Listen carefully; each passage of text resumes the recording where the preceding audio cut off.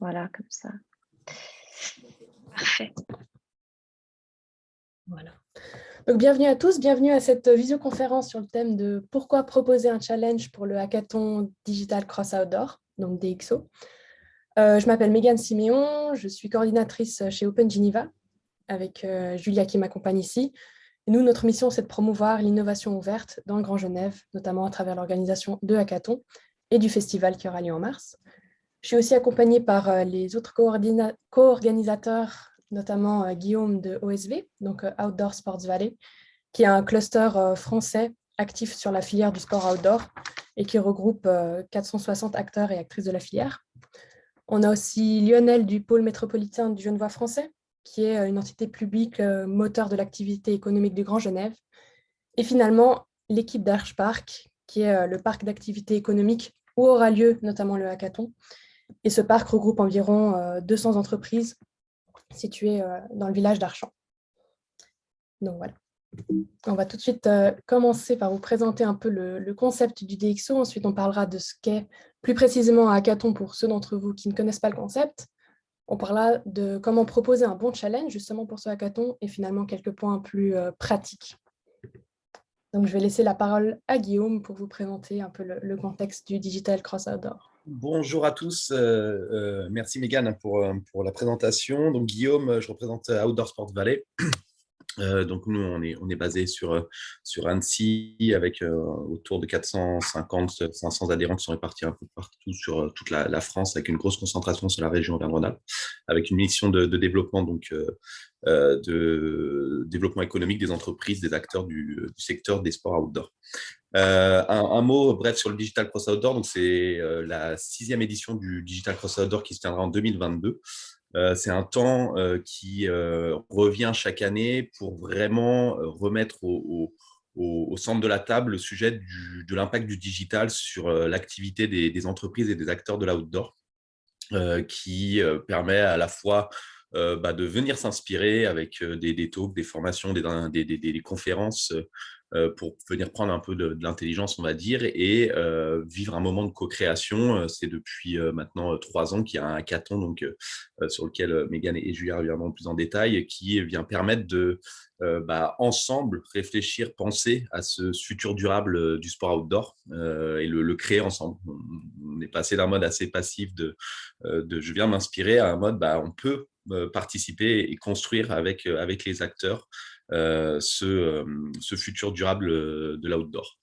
On a construit l'édition 2022 autour de 3 enjeux qui ont été identifiés par les leaders un peu de la filière, qui tournent autour d'abord de l'innovation durable, comment le digital peut se mettre au service de booster l'innovation durable. Je vous donne en gros des sujets, ça peut être des sujets de digitalisation de la matière, ça peut être digitalisation des échantillons, ça peut être recréer un lien de co-développement avec les pratiquants grâce à l'outil digital. Bref, voilà, ces nouvelles manières d'innover de manière plus durable en réduisant l'impact que l'on peut avoir et en s'appuyant sur le digital. Un deuxième sujet qui est identifié, qui est sur la promotion de la pratique durable, qui va là au-delà des marques équipementiers qui proposent du produit, mais qui s'inscrit aussi auprès des territoires de pratique, auprès des prestataires de loisirs, de tous les acteurs, des organisateurs d'événements qui sont là pour donner envie au plus grand nombre de pratiquer le sport en outdoor. Et comment justement des solutions digitales peuvent le faire via des applications, via des manières d'interagir avec les pratiquants. Et un dernier volet qui est plus global avec le côté engagement des communautés, comment construire une communauté engagée, où là on a un volet qui est peut-être plus marketing d'un côté, mais qui fait appel aussi à tout ce qui est responsabilité sociétale des entreprises, c'est-à-dire qu'aujourd'hui on engage plus ces consommateurs simplement sur une relation de client, relation marque-client, mais de plus en plus, on essaie de lui donner un rôle pour qu'elle s'identifie à la marque, et un rôle qui est aussi dans un rôle dans la société ou un rôle dans les processus plus verts de production de ces entreprises. Donc voilà, c'est ces enjeux-là qui seront traités tout au long de ces 4 jours d'événements avec une partie inspiration et une partie co-création avec le hackathon. Voilà pour moi. Super. Merci beaucoup, Guillaume. Je vais continuer plus précisément sur le programme de ces 4 jours. Donc, comme Guillaume l'a mentionné, il y a à la fois un moment de co-création avec le hackathon et des moments d'aspiration qui commencent avec les talks et formations qui seront organisés en ligne du 2 au 4 mai, donc sur différents thèmes, que ce soit le sport outdoor, le digital ou l'innovation, afin de préparer tous les participants et les porteurs de projets au hackathon qui s'ensuit. Le hackathon aura lieu, lui, en présentiel, si tout va bien, croise les doigts, mais en présentiel, du 4 au 5 mai à Archamps. Il débutera avec la cérémonie d'ouverture à 16 h le 4 mai et il se déroulera, comme je préciserai un peu plus tard, sur 24 heures jusqu'au lendemain. Et à la suite de ce hackathon, le soir même aura lieu la soirée d'inspiration, en présentiel aussi, à Archamps, où là, les pitchs des équipes seront présentés et ça sera suivi par plusieurs différentes conférences inspirantes, de nouveau autour des thèmes mentionnés avant.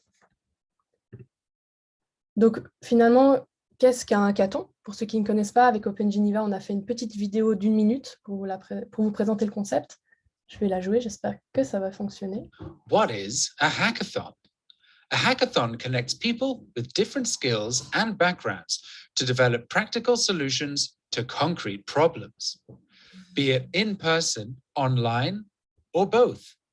Hackathons allow participants to create bonds, learn, and contribute collectively to an issue. A hackathon starts out with a concrete problem to which participants develop an idea for a solution, and sometimes even a prototype. Hackathons are a great way to address a variety of issues, ranging from climate change, finance, and health, to refugees, sports, and urban life. Open Geneva organizes hackathons in collaboration with public and private organizations in the Greater Geneva area, which can thus benefit from these moments of collective intelligence to develop their employer brand, explore solutions, strengthen their presence in the ecosystem, and reach a new community. Donc voilà un peu pour le concept. Je vous mets le lien vers la vidéo dans le chat, comme ça si vous voulez la revoir ou la voir avec les sous-titres en français pour la traduction, pour ceux qui ne sont pas forcément à l'aise avec l'anglais. Je vais remettre le diaporama. Voilà. Donc pour résumer, un hackathon, c'est 24 heures non-stop. Dans le cadre du DxO, ça commencera après la cérémonie d'ouverture à 17 h le mercredi et ça finira à 17 h le jeudi avec la reddition des pitchs. Donc c'est vraiment un sprint d'innovation de 24 heures. Souvent, les participants dorment même sur place pour vraiment créer cette bulle d'innovation et pouvoir avoir un moment de co-création, d'intelligence collective et de coopération pour vraiment réussir à développer des vraies solutions pratiques à des problèmes concrets. Donc, les problèmes concrets, c'est justement les challenges que vous pouvez proposer pour le hackathon. À la fin, il y a un livrable sous la forme d'un pitch de quelques minutes. Chaque équipe est libre de présenter la solution, son travail, sous la forme qu'il le souhaite, que ce soit une vidéo, pièce de théâtre. Vraiment, les pitchs peuvent être créatifs. Ça peut être aussi le basic PowerPoint. Et chez Open Geneva, on considère vraiment les hackathons comme un vrai moment d'apprentissage pour que ce soit les participants ou les porteurs de projets. Et c'est pour ça qu'à la fin, chacun reçoit un certificat de participation signé par UNITAR et Open Geneva.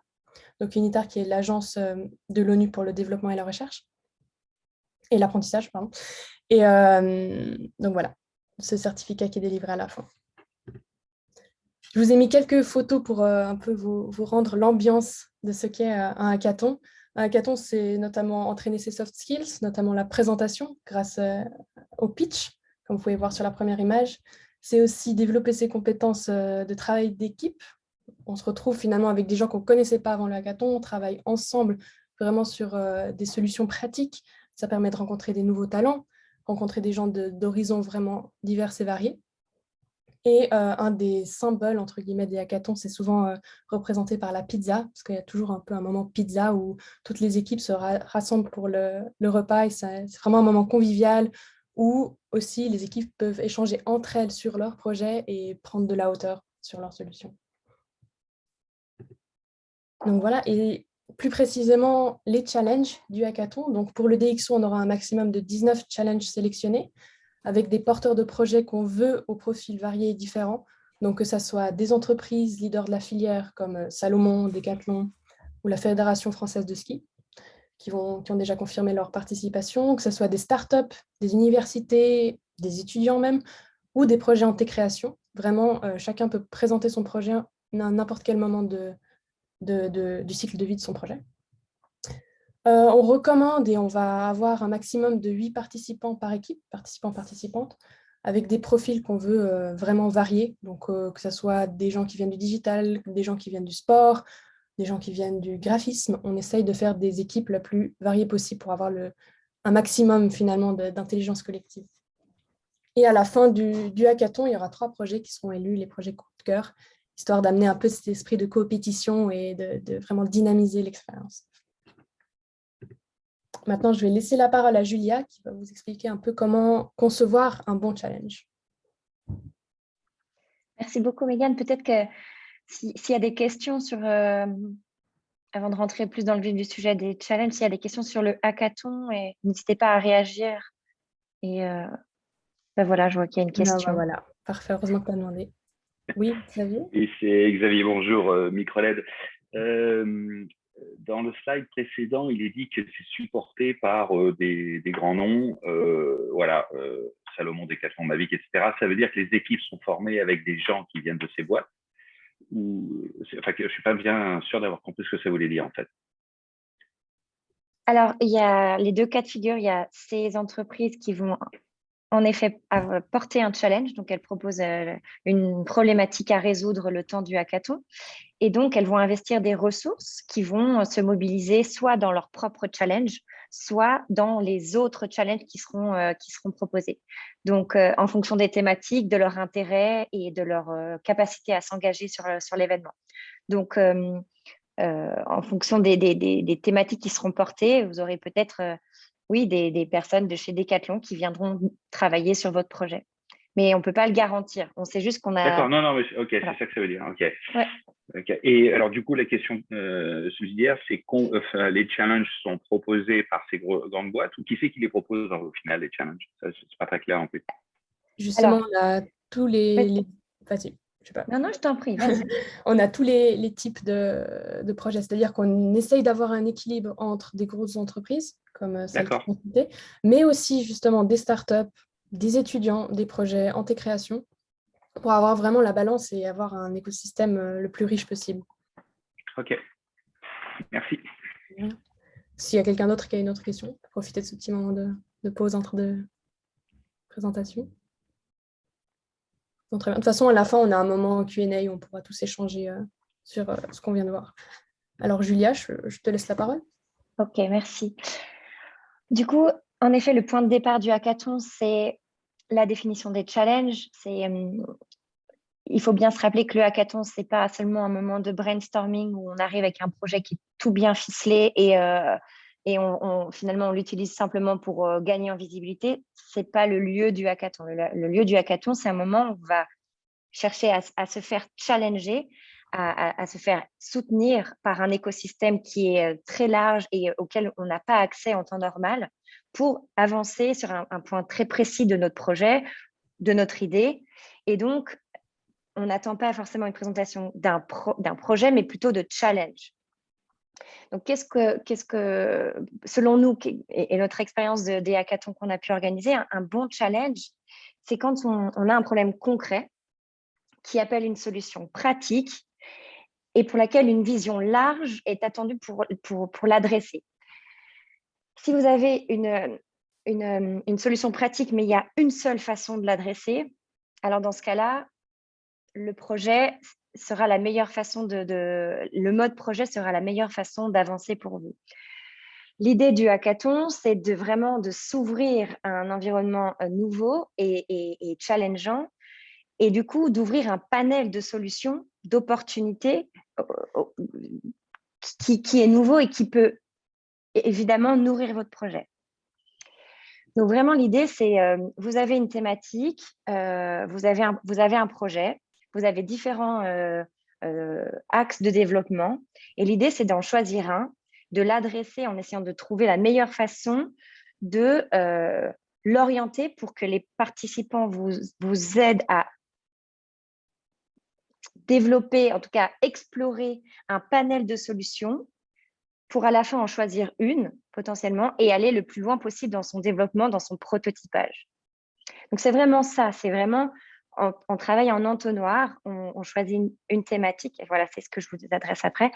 L'étape 1, c'est on choisit, il y a une thématique qui est posée, ensuite on va définir différents défis, et de ces défis vont découler des challenges. Alors, pour donner un exemple qui n'est pas lié au sport, mais qui est, je pense, parlant, une thématique pourrait être, par exemple, on a un projet qui touche à la mobilité douce. Il y a plusieurs défis qui découlent de cette thématique. Ça peut être comment encourager une communauté à prendre les transports publics, comment encourager la communauté ou nos utilisateurs à utiliser les vélos, par exemple. Et donc, par exemple, ce défi de comment encourager notre communauté à utiliser des vélos ou à faire plus de vélos pour aller travailler, en découle des challenges. Ça va être des challenges de, OK, l'offre de vélos, l'offre dans l'espace public de encourager finalement le développement de pistes cyclables. Puis en fait, en découle, est-ce qu'il y a des bornes pour les vélos électriques Vous voyez, en fait, on avance comme ça progressivement sur, OK, d'une thématique assez large, comment je vais sur un challenge très concret qui est, OK, en fait, je veux développer, je sais pas, une signalétique très précise pour développer les pistes cyclables en ville. Donc voilà, c'est très précis, mais ça répond à la thématique de la mobilité douce qu'on avait à la base.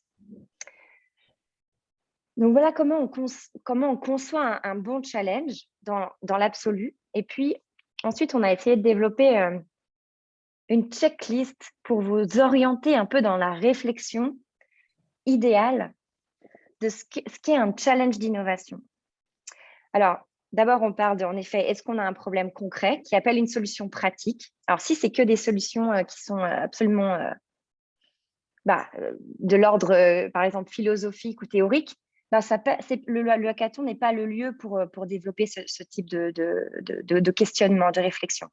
C'est vraiment, est-ce qu'on a un problème concret? Est-ce que potentiellement, il y a une solution qui peut répondre à ce problème concret? Si c'est non, ça veut dire qu'on est sur des thématiques qui sont des défis et des thématiques qui sont trop larges et qui ne sont pas assez orientées solutions. Et dans ce cas-là, il faut continuer cette démarche de réflexion et de choix du bon challenge et donc du bon défi. Si par contre, on est OK qu'on a un problème concret et sur lequel il y a plusieurs solutions pratiques, alors on peut passer à la step 2. La step 2, c'est est-ce que vous avez déjà une solution très précise en tête? Si oui, en fait, c'est ce que je vous disais tout à l'heure, si vous savez déjà que pour ce problème, c'est cette solution et seulement cette solution, le hackathon, ce n'est pas forcément le lieu parce qu'en fait, vous avez simplement un besoin de ressources et vous y allez. Le hackathon, c'est vraiment un lieu d'exploration. Si vous avez une solution pratique, c'est génial. Une solution, vous y allez et vous faites un mode projet. Si par contre, vous pensez qu'il y a plusieurs solutions possibles, un champ des possibles, alors on passe à l'étape d'après. Avant l'étape d'après, j'ai vu que Mehdi avait une question. Ah, pardon, merci. Et merci beaucoup. J'ai une petite question par rapport à ça. Donc, est-ce que c'est aussi le moment de partager des best practices? Le hackathon? Oui. Alors, si c'est juste pour partager de quelque chose de pratique, entre parenthèses, donc parce que du coup, là, on est vraiment focus sur un but précis et non pas effectivement quelque chose de philosophique, etc. Ouais. Est-ce que, d'un point de vue général, on va parler de best practice pour éventuellement partager des expériences ou des choses comme ça pour simplifier la chose? Alors, la finalité du hackathon, c'est de prototyper une solution. Donc, si votre challenge, c'est, je ne sais pas, construire une charte des bonnes pratiques pour produire ça ou construire ça, alors ça pourrait très bien jouer. Si c'est simplement que chacun expose ses solutions et ses best practices, alors ce n'est pas le lieu du hackathon. D'accord, ça marche, merci. L'idée, c'est vraiment, vous avez potentiellement dans votre équipe des personnes qui ne connaissent absolument rien de votre projet, mais qui sont intéressés par la thématique. Donc, eux, dans ce cas-là, ils n'auraient pas de best practice à partager. Et dans ce cas-là, ce serait finalement du descendant. Alors que le hackathon, c'est vraiment un moment très horizontal où tout le monde va pouvoir mettre ses idées, son énergie, ses passions au service d'un problème à résoudre. Donc, voilà, on est vraiment plutôt dans cette posture-là. Du coup, si j'avance dans mon déroulé du challenge, on a défini, il y a un problème qui appelle une solution. Cette solution, elle n'est pas si évidente que ça. En tout cas, il y a un champ des possibles qui est assez large. Alors, la troisième étape, c'est est-ce qu'on a testé ce pitch ou est-ce qu'on a déjà parlé de cette question, de ce problème, de cette potentielle solution à quelques personnes autour de nous et on a identifié qu'il y avait un intérêt. Si c'est vous, seulement vous qui avez cet intérêt à résoudre, alors potentiellement, ce n'est pas non plus le lieu du hackathon parce que ça veut dire que ça va être difficile de recruter une équipe, des participants qui viennent d'un horizon très large à venir vous aider à développer l'idée. Donc, il faut quand même qu'il y ait un certain intérêt, un certain attrait pour votre question. Et évidemment, plus la question sera, la thématique sera, disons, transverse, si je puis dire, c'est-à-dire voilà, qui intéresse par rapport à une pratique de sport ou par rapport à un service ou un produit, alors il y a de grandes chances que vous trouviez des personnes qui soient intéressées, ou en tout cas qui soient curieuses d'en savoir plus et être prêtes potentiellement à s'investir pour vous aider à développer ou en tout cas à creuser la question. Si vous avez identifié ces personnes et vous savez que votre idée, elle fait sens et elle a un intérêt qui semble confirmé, alors on passe à l'étape d'après. Et dans ce cas-là, c'est vraiment important de se dire, OK, qui est-ce que je vais pouvoir finalement impliquer dans cette démarche? Alors, si vous avez déjà une chaîne de valeur, qui est-ce que ça intéresse dans mes clients, dans mes fournisseurs ou dans les futurs utilisateurs, par exemple, mais aussi avec qui je vais avoir besoin de travailler? Est-ce que si on parle de quelque chose qui est dans l'espace public, il va falloir investir, par exemple, les municipalités, mais ça peut être aussi les grandes entreprises en fonction du produit ou du service qu'on pourrait avoir en tête. Et du coup, c'est vraiment important de réfléchir déjà qui pourrait être intéressant à avoir dans son équipe pour le temps du hackathon pour justement nous aider à tout de suite répondre à des questions de contexte, de viabilité, de faisabilité de notre solution.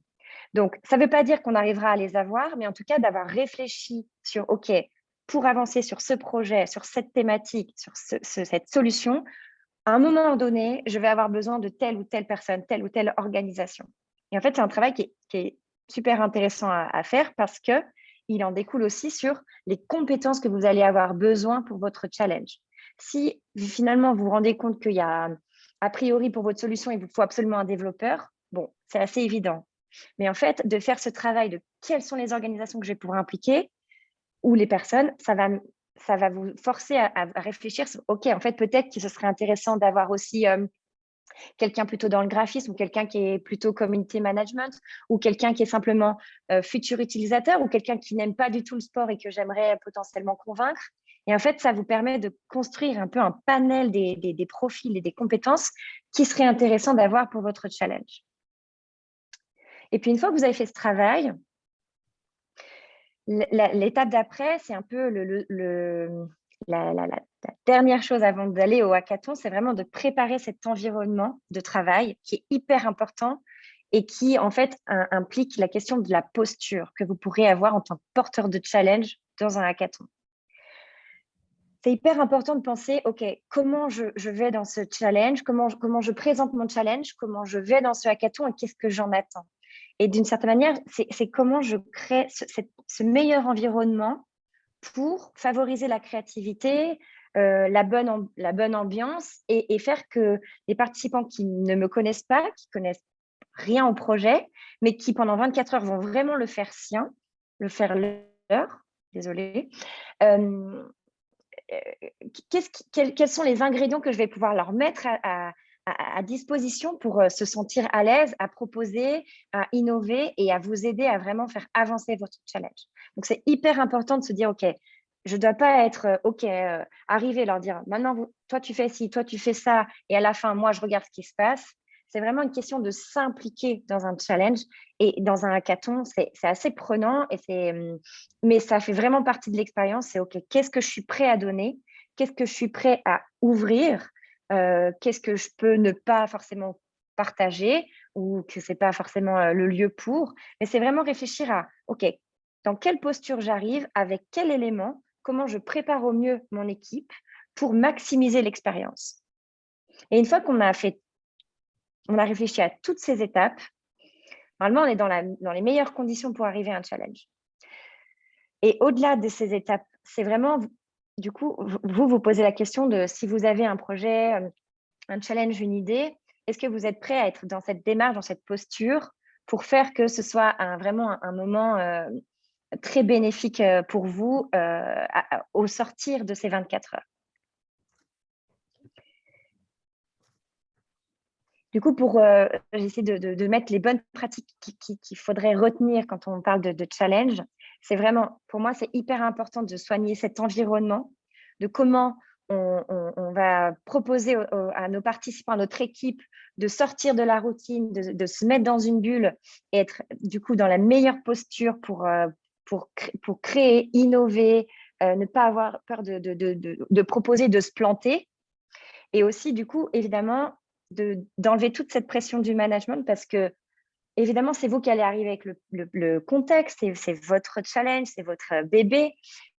Mais le temps du hackathon, il faut vraiment que ce soit très horizontal et que vous soyez vraiment dans une posture la plus ouverte possible pour que vous ayez une équipe qui s'embarque avec vous. Et du coup, on s'en fiche du titre, on s'en fiche que ce soit un expert, un chef de projet expert Salomon à côté d'un étudiant de 18 ans. On s'en fiche. L'important, c'est qu'est-ce qu'ils ont envie de donner et dans quel environnement on arrive à les mettre pour qu'ils soient vraiment à l'aise à créer avec vous. Développer cet esprit de communauté, ça, c'est vraiment propre à chaque porteur de challenge et c'est hyper important. Et puis, surtout, ne pas chercher à résoudre le problème à la place des participants. Sinon, on va se retrouver dans une situation où les participants vont dire « Ok, en fait, moi, pendant moins de 4 heures, je bosse gratos pour telle ou telle personne ou telle organisation. » Et c'est évidemment à l'opposé de ce que c'est un hackathon et l'esprit du hackathon. C'est vraiment un moment, si un Salomon arrive, c'est parce qu'ils ont un problème sur lequel ils savent qu'ils n'ont pas forcément toutes les clés en interne et ils ont besoin d'une communauté, ils ont besoin de s'ouvrir et d'être challengés pour avancer. Donc, c'est vraiment dans cet esprit-là qu'il faut voir les choses. Et donc, ça revient finalement à la question de si vous avez une solution trop précise et trop directe, le hackathon, ce ne sera pas le lieu pour. Vous allez être frustré parce que potentiellement, à la fin du hackathon, vous n'aurez pas la solution clé en main et l'équipe autour de vous aura l'impression d'avoir juste passer 24 heures à bosser gratuit pour vous. Et c'est vraiment pas ça l'idée. Par contre, si vous n'apportez pas une solution, en tout cas une piste de solution très claire, réfléchissez à quel est le support que vous pouvez offrir à l'équipe, que ce soit des documents, des éléments de contexte, mais ça peut être pourquoi pas aussi des goodies où les équipes seront dans des salles identifiées. Vous pouvez aussi très bien créer votre environnement, décorer votre salle si vous avez envie. Et c'est vraiment quel est le support que vous apportez à l'équipe. Et en fait, dans ce cadre-là, en fait, vous êtes vraiment au même niveau que vos coéquipiers. Vous devenez un coéquipier et non plus un porteur de challenge. Et donc, évidemment, une des bonnes pratiques aussi, c'est les ressources, les compétences. C'est hyper important d'arriver au hackathon en se disant, OK, de quoi je vais avoir besoin dans un monde idéal, qui j'aimerais avoir autour de cette table. Et après, nous, en posture d'organisateur de hackathon, on va justement aider à vous recruter les bons profils, les bonnes ressources pour maximiser l'expérience du hackathon. Merci Julia. Je crois que Ottavio avait une question. Oui, merci. Donc, c'est au sujet de la propriété intellectuelle, en fait. Donc, si on arrive avec une idée un problème auquel nous avons réfléchi, donc on a développé des savoir-faire un peu uniques, mais il nous manque des éléments. Comment ça se passe, en fait? Est-ce que tout ce qui est fait dans l'hackathon est disponible à tout le monde ou il y a, voilà. Ok, alors c'est une bonne question. La propriété intellectuelle du hackathon, c'est très simple. Ça appartient au porteur de challenge. C'est-à-dire, vous arrivez et c'est identifié que c'est le porteur de challenge qui a apporté l'intelligence l'intelligence sur le produit ou le service ou l'idée, et donc elle vous appartient. Par contre, tout ce qui est fait pendant un hackathon peut être réutilisé, ouvert par d'autres. Donc, un porteur de challenge doit être bien au clair sur qu'est-ce qui partagent et qu'est-ce qu'ils gardent. Et c'est pour ça qu'on ne parle pas de présenter un projet, mais parler de travailler sur un challenge lié à votre projet. Et dans ce cas-là, en fait, c'est vraiment l'idée de travailler sur un axe unique de votre projet. Et on ne pourra pas vous piquer l'idée de votre projet parce qu'on aura travaillé sur une bribe, un morceau seulement de votre projet. Donc, il n'est jamais arrivé qu'il y ait un problème en termes de protection de l'intelligence l'intelligence d'un projet, la propriété intellectuelle, pardon, merci, d'un projet, parce que en 24 heures, c'est impossible de dévoiler tout ce qu'on fait sur un projet. Et évidemment, le hackathon, c'est un simple challenge d'un projet. Donc, à partir de là, à vous si vous avez quelque chose de très sensible, de très confidentiel, sur lequel il y a une vraie valeur ajoutée pour votre projet, ne choisissez pas de le partager pour le hackathon. Choisissez un autre axe sur lequel phosphorer avec les participants. Mais par contre, voilà, c'est le porteur de projet qui arrive, qui détient la propriété intellectuelle de son projet. Mais par contre, ce qui est fait pendant le hackathon, en fait, est mis à disposition sur une plateforme qui est ouverte. Donc, à partir de là, potentiellement, quelqu'un pourrait aller voir, dire « Ah ouais, c'est intéressant, cette manière d'engager la communauté, et pourquoi pas après le réutiliser pour son propre projet. » Ça, c'est vraiment les règles du hackathon. On parle d'innovation ouverte et c'est vraiment dans ce cadre-là. J'espère que ça a répondu à votre question. Oui, très bien, merci. Est-ce que quelqu'un d'autre aurait une question avant qu'on poursuive?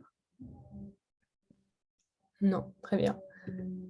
Alors, on avait une intervenante qui voulait témoigner. Ouais, mais je ne sais pas si elle est arrivée. Je vois que j'ai l'impression qu'elle n'est pas encore arrivée. Donc, poursuivons et je vais lui... On viendra là-dessus après, si jamais. Ouais, c'est gentil. Super.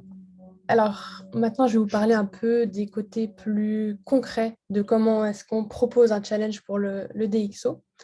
Donc, on utilise une plateforme, la plateforme ouverte dont Julie a parlé il y a quelques minutes, qui s'appelle la Sparkboard et qui centralise en fait tous les challenges, mais aussi une partie des informations pratiques du hackathon.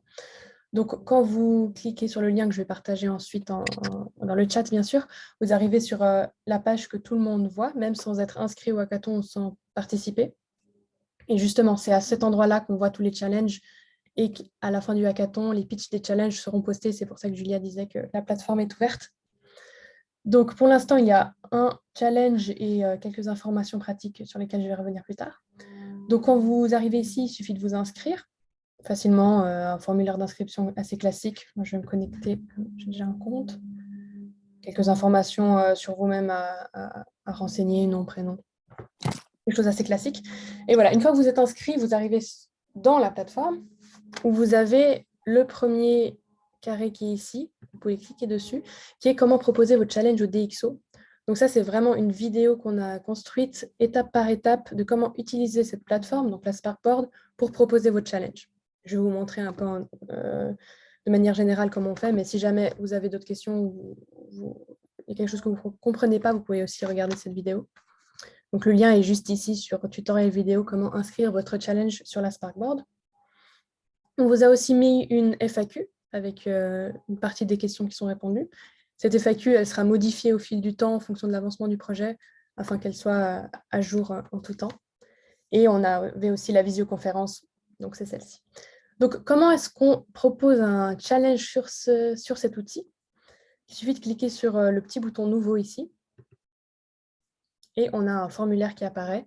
Donc là, vous pouvez renseigner toutes les informations sur votre projet, que ce soit le nom du projet, un très très court résumé qui s'affichera sur les carrés que vous avez vus avant. Vous pouvez ajouter une image, décrire votre projet plus en détail, inscrire sur lequel des 3 enjeux s'inscrit votre projet. Ça, c'est quelque chose de très important pour le DxO. Il faut que vos projets correspondent à un de ces 3 enjeux qui sont très larges quand même. Qu'est-ce que vous attendez du hackathon? Quel est le stade de maturité de votre projet? Si vous êtes accompagné au sein de l'OSV Startup Programme, sur quelle ville ou territoire vous voulez développer votre projet.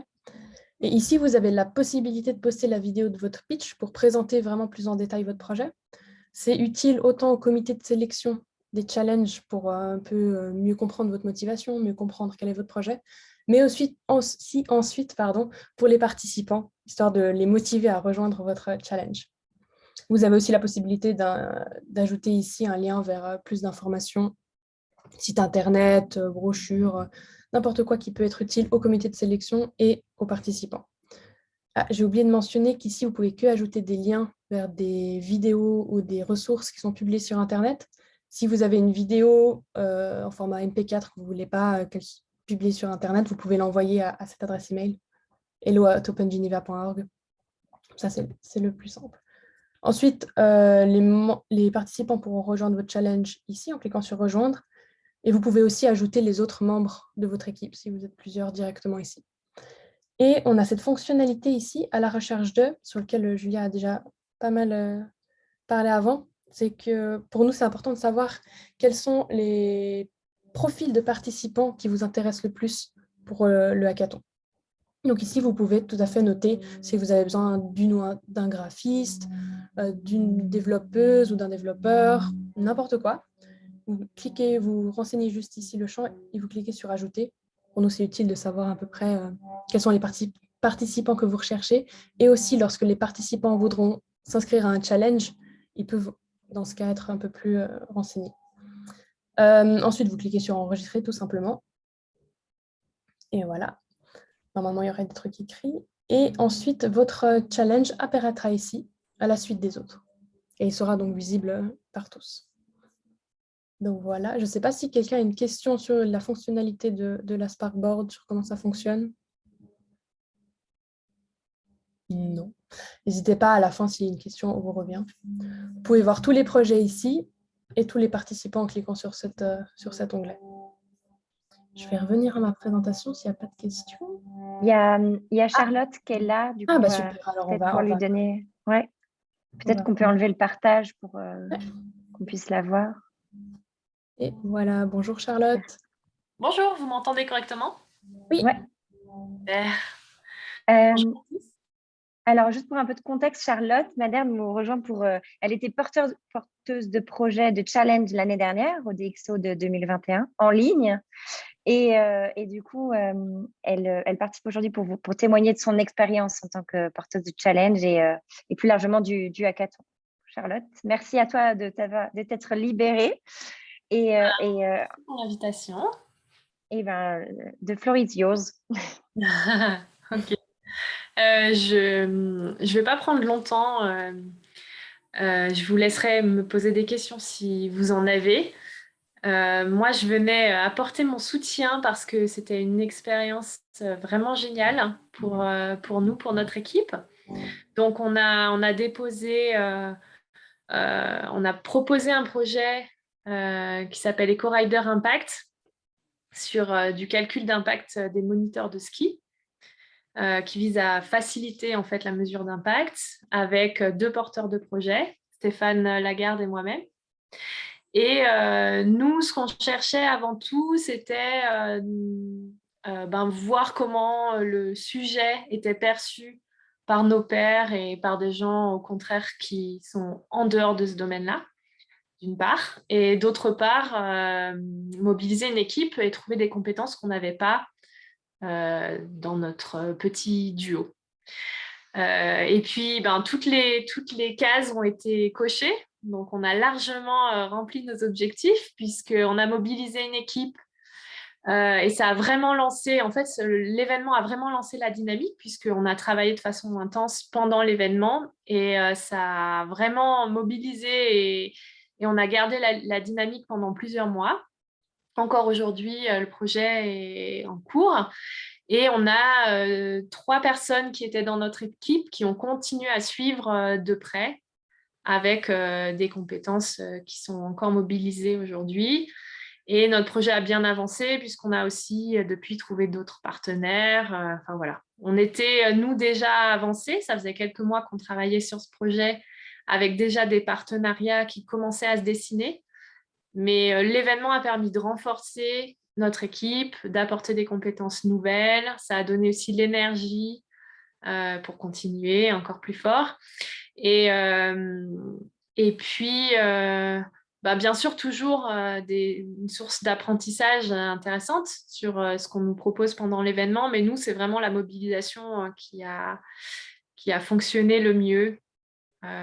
Et c'est vrai qu'aujourd'hui, on est plutôt un trio. Il y a un des membres de l'équipe du hackathon qui a pleinement rejoint l'équipe fondatrice, si on peut dire ça. Donc, on est vraiment un trio.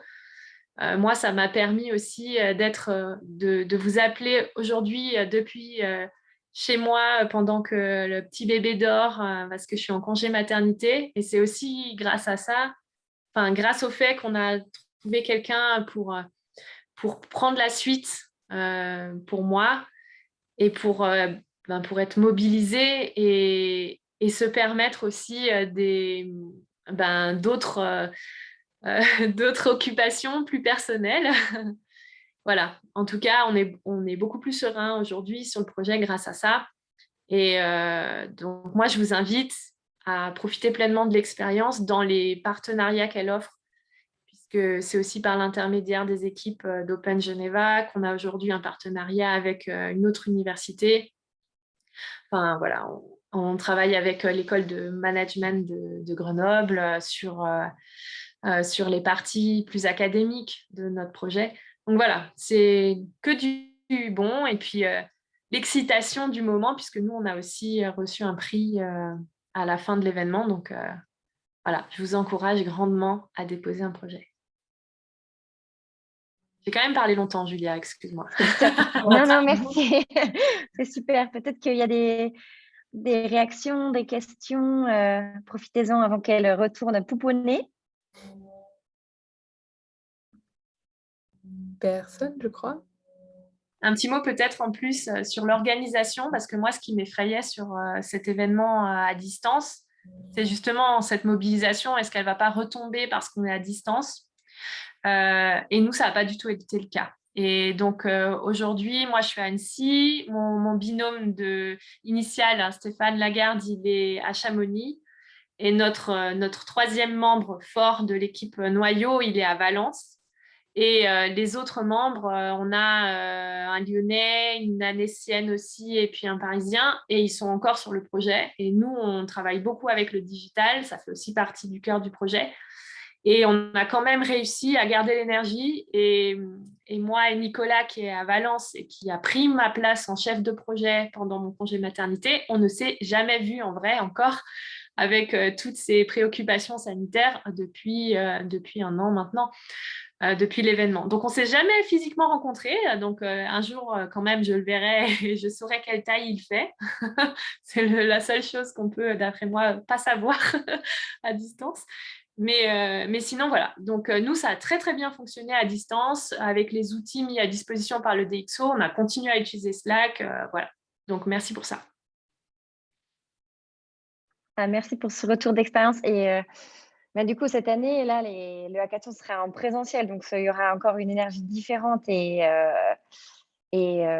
Moi, voilà, d'expérience, on a vu à Open Geneva que les hackathons, que ce soit en ligne ou en présentiel, en fait, on arrive à mobiliser et l'expérience, elle est pas dégradée quand elle est en ligne, mais c'est vrai qu'en termes d'interaction sociale entre les équipes, c'est évidemment beaucoup plus facile quand on est tous dans un espace physique. Donc, on espère que les équipes pourront garder des liens très forts au sein des équipes, mais aussi entre les différents challenges. Alors, oui, il y a Pierre qui… Ouais. Alors, en fait, le hasard veut que moi, il y a un petit moment, je pense que ça devait être en 2018, j'avais participé, j'avais soumis un challenge. Ouais, je me souviens. Et je dirais, pour le coup, c'était vraiment présentiel. Hein, on ne connaissait pas tout ce qu'on connaît aujourd'hui. Pour moi, ça reste une super expérience. J'ai vraiment eu des gens qui venaient d'univers très différents, du retail, des étudiants, des gens un public extrêmement divers. Et le hasard veut que là, à côté de moi, là sur le bureau, je suis en train de bosser sur un dossier qui est bien alimenté par ces réflexions de l'époque, où finalement, le croisement de tous ces regards avec des gens de compétences très différents. Par rapport à ce qui est mon cœur de métier, ça met toujours du temps. On ne sait jamais quand est-ce qu'on utilise quelque chose vraiment. Mais là, c'est typiquement d'actualité. Donc, moi, j'ai un témoignage concret d'un truc où on ne sait pas exactement par où on part, on ne sait pas exactement par quel endroit on passe, mais à la fin, c'est une vraie vertu. Voilà. Donc, puisque moi, je l'ai vécu en présentiel, ça valait le coup de le dire. Merci beaucoup, Pierre. Oui, c'est important de noter qu'on sait avec quoi on arrive au hackathon, mais on ne sait jamais avec quoi on sort. Et il ne faut pas avoir une idée trop précise, sinon on risque d'être déçu. Il faut être très ouvert aux opportunités parce qu'on sait que le jour J avec qui on va travailler, on ne les connaît pas avant. Et donc, c'est très difficile de savoir comment orienter forcément les discussions avant que le hackathon commence. Mais c'est vrai qu'on a plutôt que des bonnes expériences de personnes qui sont parties avec beaucoup plus que ce qu'ils avaient potentiellement imaginé. Mais ce n'est pas forcément non plus la roadmap qui était idéalisée et qui en ressortira, quoi. Il faut être assez ouvert aux opportunités. Oui, Alors, Xavier. Ouais. Xavier, si vous voulez prendre la parole. Voilà. Oui, je disais que nous, on a bien sûr, on a des idées de projet, mais on a peut-être un problème inverse, c'est qu'on en a pas mal, parce que c'est assez large ce qu'on peut faire, et donc il faudrait qu'on se focalise un petit peu. Je pense que ça serait plus efficace. Mais du coup, là où on se focalise, ça risque de dépendre de quels sont les partenaires qui sont là, enfin quels sont les gens qui participent, puisque autant se focaliser là où il y a des ressources qui sont ou hyper compétentes ou hyper spécialisées, ça, je pense que tout le monde y gagnerait. Voilà, donc je sais pas trop comment. Enfin, est-ce que vous avez des idées de nous orienter, je sais pas, enfin ou nous dire quels sont les gens qui risquent d'être là pour qu'on puisse orienter des thématiques qui restent très larges, même une fois orientées, hein, ceci dit, mais Alors, ouais, c'est un bon point. Alors, il y a, pareil, les participants qui disent nous, ça va dépendre des challenges. Et les participants, s'ils attendent que les participants s'inscrivent, c'est un peu le serpent qui se mord la queue. Mais dans l'idée, il faut s'attendre qu'il y ait un mix entre des personnes expertes et des personnes novices, des jeunes, des moins jeunes. En termes on va dire, de domaine d'activité, il y aura dans le domaine du sport, il y aura dans le domaine du digital, dans le domaine de la durabilité, dans le domaine du design, dans le domaine du management. Et après, c'est… J'imagine, mais quelque chose qui pourrait nous aider, c'est quelles sont les grosses boîtes ou les grands groupes. Et nous, en l'occurrence, c'est plutôt le monde du sport qui nous intéresse. Est-ce qu'on a une petite idée ou alors Oui, on sait les grandes entreprises qui se mobiliseront. Après, c'est ce que je disais tout à l'heure, c'est pas parce qu'elles portent un projet qu'elles auront forcément beaucoup de ressources à mettre dans d'autres challenges, mais c'est possible. Non, mais c'est oui, plutôt que d'avoir un coup d'épée dans l'eau, autant… Oui, il y a Decathlon, Salomon, Compress Sport, Petzl, Mavic, Fédération française de ski. Okay. Guillaume. On discute encore avec Millet potentiellement aussi. Et après. L'Université Savoie-Mont-Blanc, il y aura aussi un projet scientifique. Voilà. Et puis, ça, c'est pour les grands groupes, mais après, il y aura les startups, peut-être donc vous, et donc peut-être d'autres thématiques et d'autres organisations qui vont prendre part. Et après, c'est aussi possible qu'il y ait des personnes, du coup, des collaborateurs de grandes boîtes ou de plus petites boîtes, mais qui se mobilisent, mais en leur nom propre, pas au nom de leur… Oui, mais ça donne déjà une petite idée de l'environnement. OK. Ouais. Après, je peux aussi vous inviter à aller regarder les plateformes des années précédentes. Vous pouvez voir le panel des participants qui étaient là. C'est plus de… Voilà, ça, c'est une façon aussi de procéder. Et après, pour le choix de votre thématique, on en revient tout à l'heure. Il ne faut pas que ce soit trop précis parce que si vous attendez que des experts en intelligence artificielle, par exemple, et qu'on n'arrive pas à les recruter, ça peut être un peu contraignant. Non, bien sûr. Voilà. OK, merci beaucoup. Avant de continuer, on va peut-être, du coup, si vous n'avez plus de questions pour Charlotte, merci à toi, Charlotte, et puis merci. Au plaisir de te retrouver à une autre occasion. Parfait. Et donnez-nous des nouvelles de ton projet. Entendu, ça marche. Bon hackathon à tous. Au revoir. Merci à toi. Au revoir. Donc oui, j'étais en train de vous partager la plateforme de l'année dernière, si ça peut vous inspirer pour les challenges ou un peu pour vous aider à mieux avoir une idée, je vais le mettre dans le chat si j'arrive. Je peux le faire si tu veux. Hein. C'est bon, je l'ai. Hop, voilà. Ça, vous pouvez la consulter à tout moment. Alors, la présentation n'est pas longue, hein, il reste juste une slide, je crois, à vous présenter, histoire que vous ayez toutes les informations pratiques. Donc, ouais, l'appel à projet a commencé le 24 janvier et se terminera le 24 février. On a des tarifs de participation qui sont adaptables en fonction de du niveau de votre projet. Donc, pour les projets en création, c'est 30 €, les startups, 125 €. Et pour ce qui est des entreprises et des PME, on a différents packages à vous proposer. Donc, n'hésitez pas à nous contacter pour avoir plus d'informations. Et ensuite, qu'est-ce qui se passe ensuite? Donc, comme je l'ai dit précédemment, 24 février, fin de l'appel à projet. Début mars, le comité de sélection se réunit pour sélectionner les challenges. 7 mars, on ouvre les inscriptions aux participants et participantes. Ça durera jusqu'au 29 avril. On refera une deuxième vidéoconférence directement ciblée sur les participants pour répondre à leurs questions, sur quel challenge rejoindre notamment. Et du 2 au 5 mai, le Digital Cross Outdoor aura lieu. Donc voilà un peu pour les informations qu'on voulait vous transmettre. Maintenant, n'hésitez pas si vous avez des questions, si vous voulez qu'on échange sur ce sujet. Hop, je mets le partage. Est-ce que quelqu'un voudrait... Ah voilà, Mehdi, oui. Merci beaucoup pour la présentation déjà, c'était super. Ma question du coup, c'est plutôt par rapport au niveau de maturité en fait des projets. C'est qu'en fait, qu'est-ce qui, on va dire, le strict minimum à avoir entre parenthèses pour qu'un dossier ou un challenge soit acceptable? Alors, en fait, il n'y a pas d'attente en termes de maturité de projet. Et nous, ce qui nous intéresse, c'est des thématiques qui soient, enfin, des sujets qui soient pertinents et percutants. Et peu importe si c'est juste au début une simple idée, ça peut être très intéressant pour nous.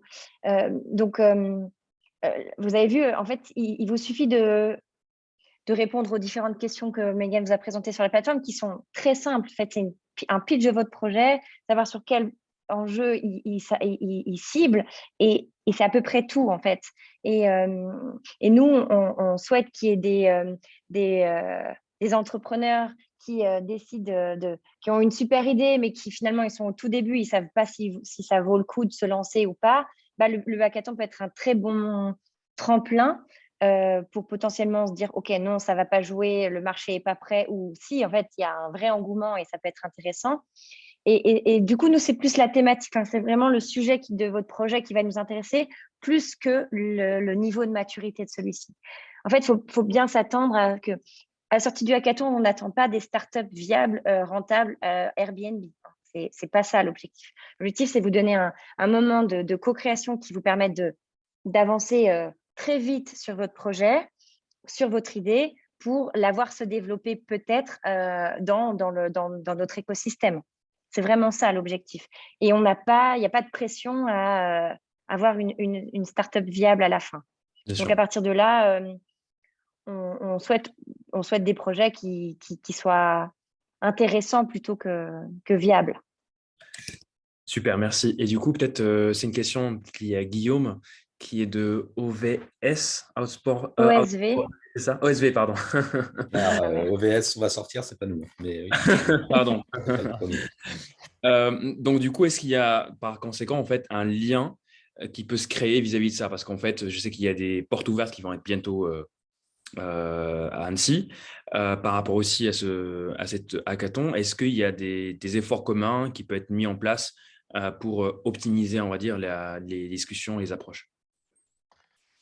Alors nous, globalement, le Digital Cross Outdoor, c'est vu comme un tremplin pour des projets. Et après, ce n'est pas une fin en soi. C'est-à-dire que les projets qui vont sortir un peu de ces 24 heures, nous, on pourra leur proposer des solutions d'accompagnement dans la continuité. Tu vas faire la porte ouverte du 11 février, donc un incubateur d'entreprise où il y aura la possibilité d'accompagner un certain nombre de projets. L'année dernière, on avait fait gagner un golden ticket pour la phase finale de sélection. On n'a pas encore officialisé ça, mais il y a de grandes chances qu'on le réitère.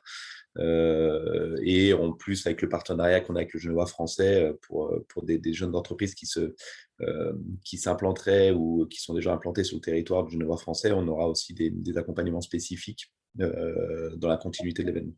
Donc, le but du jeu, c'est de ne pas faire juste le tremplin, puis personne dans la zone de réception. C'est qu'on ait des dispositifs pour aider dans la continuité. Ouais. Ça marche, super. Merci beaucoup. Merci. Quelqu'un d'autre aurait une question, une remarque?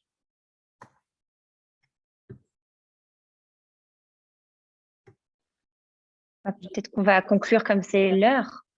Ouais, on arrive à la fin. C'est à respecter le timing. Félicitations tout le monde. Alors, de toute façon, on est à votre disposition. N'hésitez pas à nous contacter, que ce soit Open Geneva, OSV, Archpark ou le pôle métropolitain du Genevois français. On répondra à toutes vos questions et on se réjouit de vous voir pour le hackathon. Merci à tous et une bonne suite, alors une bonne journée. Merci, au revoir. Bonne journée. Merci, au revoir. Bonne journée. Au revoir.